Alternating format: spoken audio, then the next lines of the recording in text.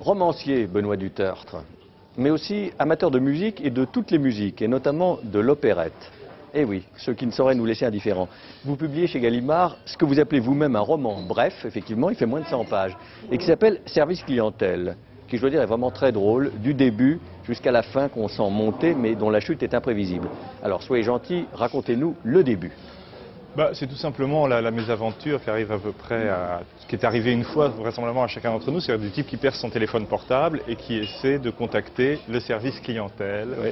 Et là commence un grand voyage, beaucoup moins pittoresque que celui de Gulliver, sur le standard automatique. Vous savez, il faut appuyer sur la touche étoile, puis sur la touche 1, puis revenir sur la touche étoile, et dans l'attente de la rencontre avec cet interlocuteur qui arrive ou n'arrive pas. Enfin, ça c'est tout le sujet du livre.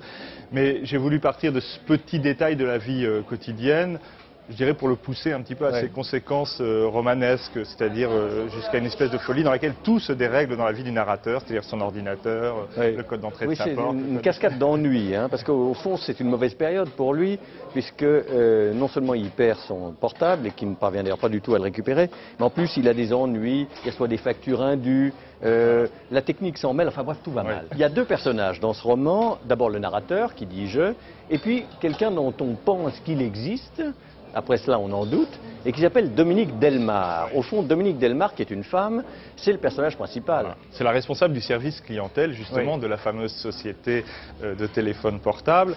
Et j'ai voulu comme ça donc créer un personnage romanesque, mais dont jusqu'au bout on ne sait pas vraiment au fond s'il existe ou s'il n'existe pas.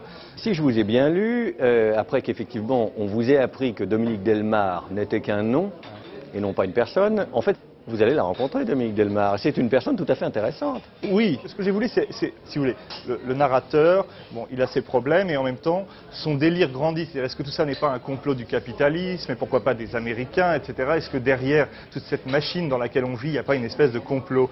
Et il va arriver à un dialogue avec ce chef du service clientèle qui va lui dire, mais monsieur, c'est pas parce que vous êtes nul en informatique, que vous savez pas vous servir de votre portable, que le monde est pourri. Au contraire, la société s'améliore. Et il y a le dialogue comme ça du révolté victime de la technique avec la personne qui croit finalement au progrès, qui est la directrice de ce service clientèle.